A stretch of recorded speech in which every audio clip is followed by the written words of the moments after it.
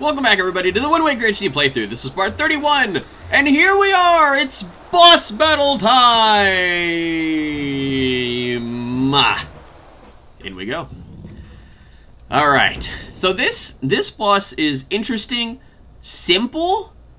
He's actually really easy. Oh, look at that, I actually had the magic armor item ready to go, but I didn't put it on a button. Because I think it actually suggested that, but I said, nah, forget it. Don't really need it. Because the deal with this boss is that he can hit you very, very hard.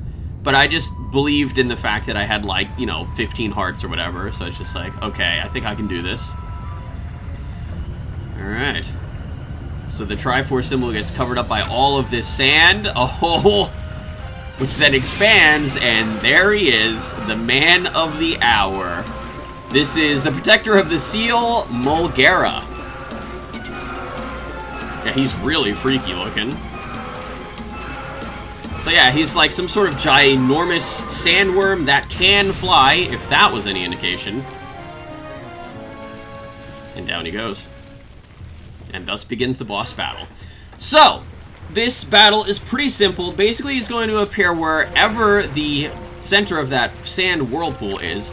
You're going to have to Z-target him, get close, and use the hook shot. But you cannot get too close to him, otherwise he will eat you and do a ridiculous amount of damage. So you kind of got to be careful with that. Also, the fact that as you're getting closer to him in that little, you know, sand whirlpool, the sand does slowly push you towards him. So you kind of got to be mindful of that too. Also, once you start hitting him, he starts to spawn these little guys. And he's about to eat me, isn't he? Okay, somehow I didn't get eaten there. That was a miracle. What are these guys called? They're like little baby Mulgeras or something? Yeah, baby Mulgeras. That's actually what they're called. Okay. So yeah, again, so you just gotta... Oh, whoops. You just kind of gotta Z-target his tongue and then pull it towards you and beat up the tongue. Okay, so he did 2 hearts of damage there, so that wasn't too terrible. But, yeah, so, yeah, that's another problem with the baby Mulgeras, is that when you're... Oh, he missed me again. When you're trying to Z-target Mulgera himself, the baby Mulgeras will actually get in your way and you'll Z-target them instead. Oh, I think I might have this. There we go. Yeah, there we go. Now, I think we gotta just do that once or twice more. Like I said, this boss battle is very simple. It's super fast once you actually know what to do. Uh-oh. Yeah, just, ooh, ouch. Yeah, just basically just don't get in his way, and you're pretty much good to go. Oh, hello! This cow was so cool, actually, because just like the camera was just so zoomed in, and then all of a sudden it's just like baby Mulgeras just appear right in front of him with their glowing blue eyes. Okay, there's one down. I think, yeah, there's one more, possibly. Oh yeah, but a good thing about the baby Mulgeras is that once you kill them, they'll drop hearts for you to replenish your health. But it seems that there's one more on top of that. I don't know if... Oh! He just spawned on top... Oh, okay, that did a lot of damage. He just spawned right under me. Oh, that was so dumb. Wow, whoops. I misclicked there. Running low on it. Wow. Ouch. Went from 15 hearts to now I'm down to 5. Again, you know, I do have 2... It's at least 2 fairies in my inventory. So I basically got two one-up mushrooms, I guess you can call them. But, aside from that, you know, I also got Grandma's soup. So, yeah, I got plenty of stuff to fall back on. So this guy, despite his ridiculous amounts of damage, he's kind of like a glass cannon. You know, when you think about it, he's very easy to kill. Oh, whoa! He's very easy to kill, but he does a ridiculous amount of damage.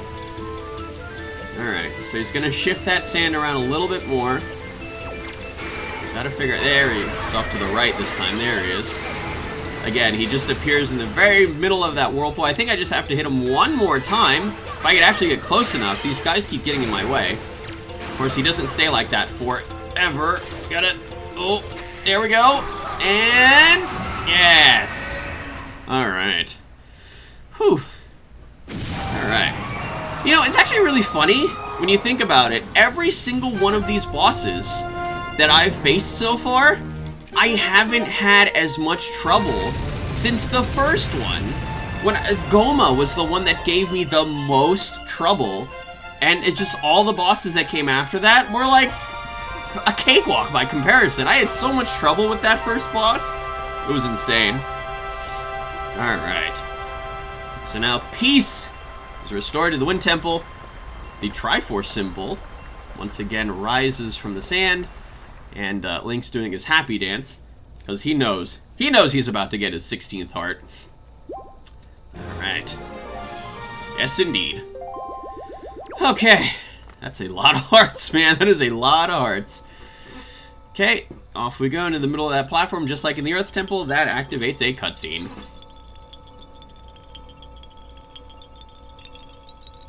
He's extra happy about that. Alright. He's like, yay! It's song and dance time! Just kind of stab the Master Sword in the middle of that thing. Play some fancy music. Get a fancy astral backup player.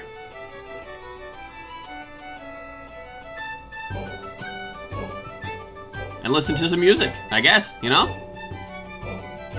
Just like this is, you know, the small break in the action, of course, where you just kind of get to sit back and watch.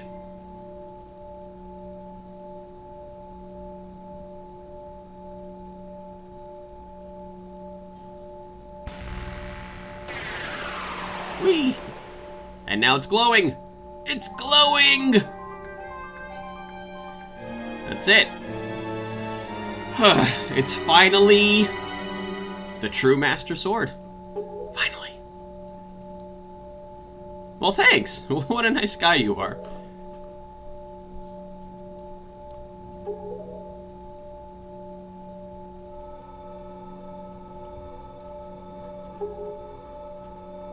Oh, alright. See ya. Step into the light and get out of here while I stay for the rest of my life. Thanks. See ya.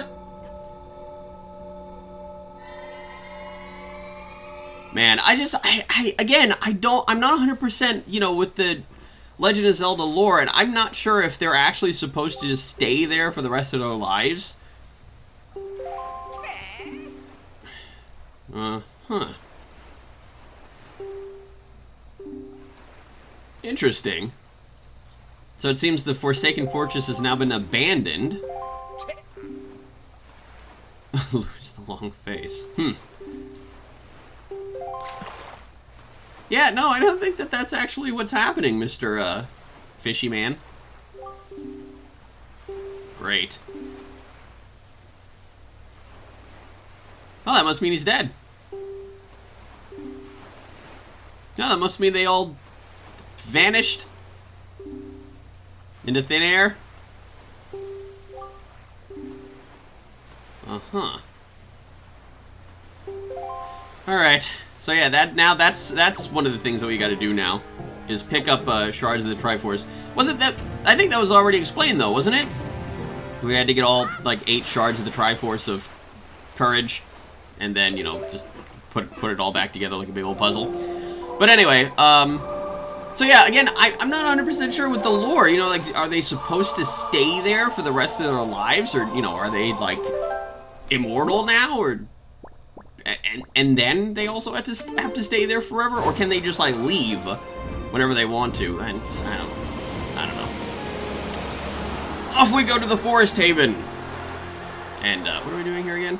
Oh, right. I just looked at the walkthrough. All right.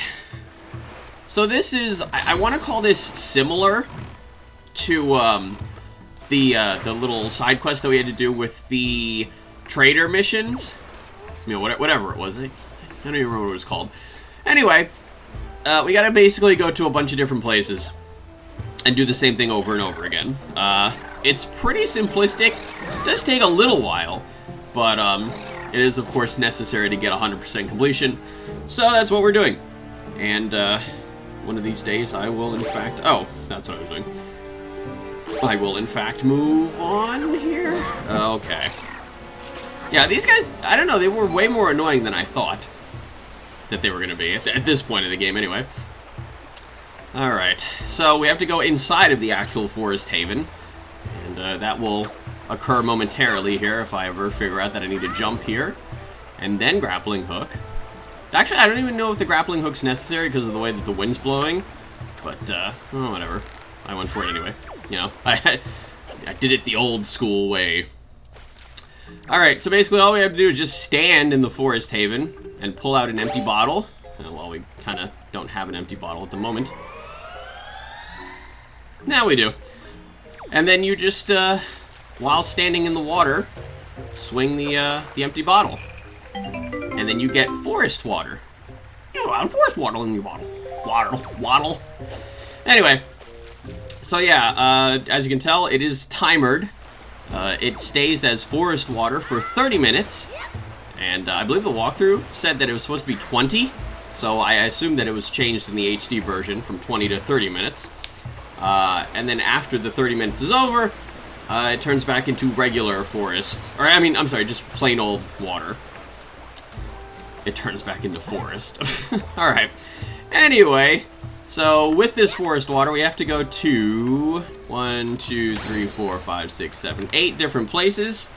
And we have to, if you guys recall, there were several places like at the Great Fish Isle and Mother and Child Isles, where there were these wilted trees that were, you know, they had like a Korok standing next to them, and then, hello. And then there was just like a dying tree, and it's just like, they're just like, oh, woe is me, can't anybody help this tree? And then, well, we couldn't really do anything at the time, but now we can. Actually, you know, now that I think about it, we could have done this a long time ago. Oh, that was a whoops. Yeah, that was definitely a whoops. Could have done this a long time ago, because I'm pretty sure you can just do this once you have an empty bottle and access to the forest haven. But whatever, you also have to have access to those individual islands and, you know, all that other stuff. You're gonna go all over the place. Anyway, but now it just seemed like the correct time, I assume, to do it. You know, though, I will say, that is another thing, though, about this walkthrough. Aside from the fact that, you know, I felt like at times it wasn't really explaining things very well. Oh, and also, we don't really hookshot to a tree here. There's actually a secret cave that we go into, which are these magical holes in the ground. I can't remember. Oh, well, we kind of have gone through them before. I think I went through one by accident. And then, of course, the Great Fairy Islands. Those are sort of like secret caves. Yeah, basically, there's just a hole in the ground, then you jump in. And then he freaks out, like, you know, so unnecessarily, you know, you'll be fine. But aside from it explaining things oddly, I feel like it was inefficient. Like, at multiple times during this actual playthrough when I was recording it, I felt like it could have been explained in a more efficient way. Because at a certain point, later on in this playthrough, probably the next 1 or 2 videos, it basically has me going to, like, you know, let's say Island A, right? Then it has me go to Island B to do something else, then like Island C, Island D, whatever. Then it makes me go back to Island A to get something else. And I'm like, well, how come I just didn't do both of these things while I was at Island A? It was very confusing, and it just, like, oddly enough, despite the fact that, yes, this is my first playthrough of this game, I felt like I could have written a better walkthrough. Although, you know, at least just taking probably the same walkthrough and just explaining it easier. But anyway, also, if anybody wants to know, you know, I don't feel like this needs to be a secret or anything. The walkthrough that I'm using is from Game FAQs, and it's a walkthrough by Banjo2553. And it was originally written for, you know, the original Wind Waker, but there's some additional stuff for when the HD version came out. And he kind of explains some of this stuff, but he doesn't really, I don't know, it's just like the walkthrough itself is just basically written for the GameCube version. And then there's like some HD stuff that he adds in like after, like the end of the main walkthrough. Anyway, so yeah, there was a chest there, and I was very upset that I couldn't get to it. I don't know why I picked that up, but I did. And also, I messed up with dropping that bomb in front of those wood planks. Yeah, this is really dumb. I'm doing this. All right. I don't know why I just sat there. I could have just shot a fire arrow at those wooden planks, and that would have had the same effect, but I didn't think of that at the time. Whoa, that was close. Alright. So up we go. Being pulled into the light. And then basically just pop open the forest water bottle. Dump some of it out, because it's basically infinite. And then it springs back up to life. But we're not done yet. We have to do every single one of these. Yeah, see, it's not recovered all of its vigor. That's very important. We have to keep that in mind as we go to the next set of places that we're supposed to go through. I see a lot of time skippery here, so don't worry about it. This isn't going to take, like, forever. You know, of course, magic of video editing. Oh, God, that was loud. Magic of video editing, you know, it's still a thing. It's still around. Okay, open this up, and we get a joy pendant. And then magically, all of the vines surrounding it just go away. Yeah, it's just like, that is so convenient. You know, Link could have just been trapped there forever. But, no. The game figured, you know, that doesn't seem like a good idea. Alright. So, once again, into the light we go. Up, up, up, up. Yeah, I kind of love how convenient that is, you know? Just like magic, basically. You know, there's no stairs necessarily. You don't have to go up any stairs. It's not like an elevator. It's not an escalator. It's just, you know, a beam of light that just pulls you up. Aliens. Alright. So, of course, you know, I'm being very OCD with my magic meter once again. It's just like, gotta lawn mow some stuff. Okay, here we go. Now we're super speeding.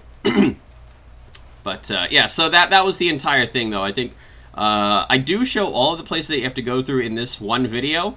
And just getting there from island to island, I super sped. And then stopped the super speed as we get there. So, now we're at the private Oasis. This is the place that we got the cabana deed for from the teacher lady whose name I forgot. But we're not actually going into the Oasis, or the cabana itself. We're just going to hang out here. Of course, this is like, you know, just think about this for a sec. This is all mine. I own this place. Yay! Big fancy umbrella and beach chairs and a cabana. Although I will say though that we will be going into the cabana soon to get some stuff. And actually, while I was here, I think the walkthrough actually told me to get something that I forgot. But I will show much later on because again, I forgot until way far away. Or I mean, much later. Why did I say way far away? Oh well, that reminds me of the trainer in the Pewter City gym. You know, that one trainer before Brock, who's just like, you're light years away from facing Brock, and then once you beat him, he's like, wait a minute, light years are a unit of measurement, not time. Yeah, that's basically how I felt. All right. Oh, hey, I remember this place. This is Shark Fin Isle.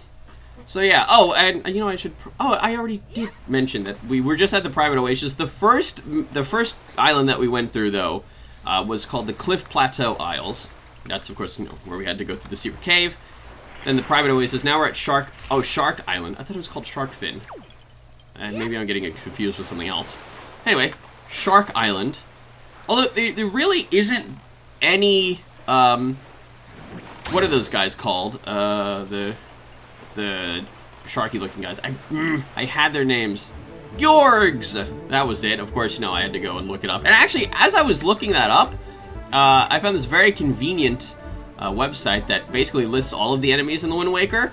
And as I was scrolling through, because I knew it started with a G, the Dark Nut that I faced in the Wind Temple, you know, to get the big key with the other two Dark Nuts, is actually called a Black Dark Nut. Okay, so I thought it was the Mighty Dark Nut, but that's something different. That's scarier.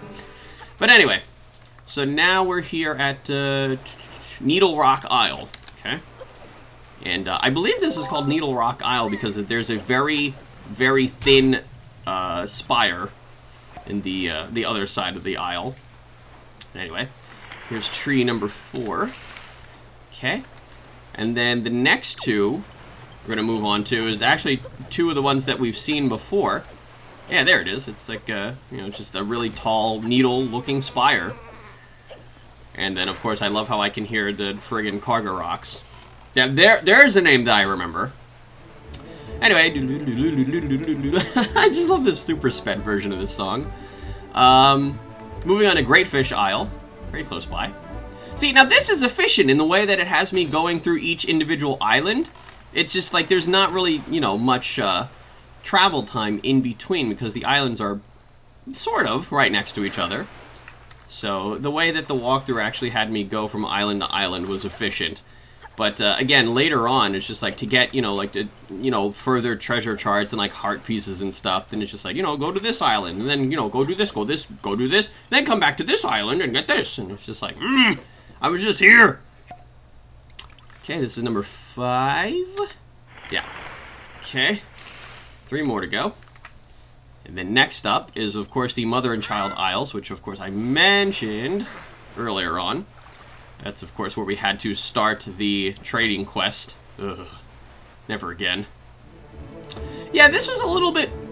No, I'm sorry. This is a lot of bit more pleasant than the trading quest because we don't have to keep warping back and forth in between places. We're just, you know, traveling from island to island and only having to do things once. And it's not costing me a bunch of rupees. Okay, number 6.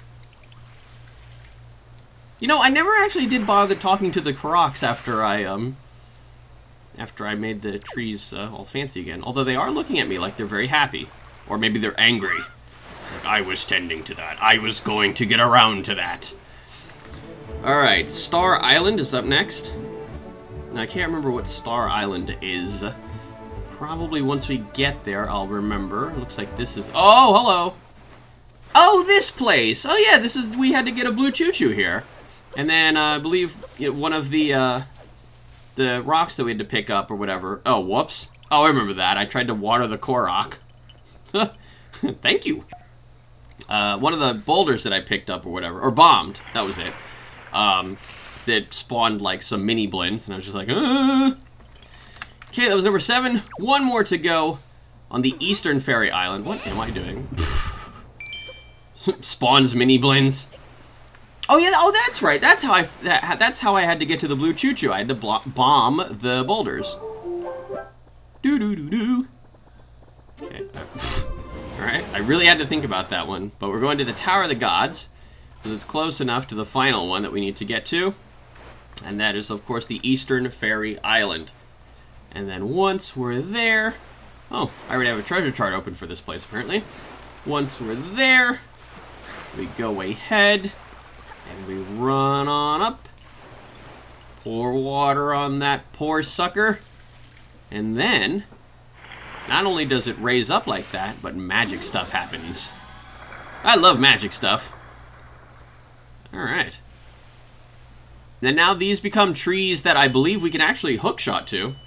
And, oh, Link's very happy about that. We got us another piece of heart. So yeah, all of that for 1 piece of heart. I know, it seems like a pretty awful prize, or reward, or whatever. You know, you just have to do like a whole bunch of stuff to just get that 1/4 of a heart. But, you know, it's just part of the game. Alright, so now where are we going to? Looks like we're going to salvage some treasure really quick before we finish up this video. And we're gonna get us, 1 more piece of heart from the Thorned Fairy Island. And then, oh, I thought that whole thing was going to be super sped. But anyway, that's it for this part of the Wind Waker HD playthrough. Join me in part 32. We will be collecting a lot of stuff. I will explain it at the beginning of the next video. See you all next time.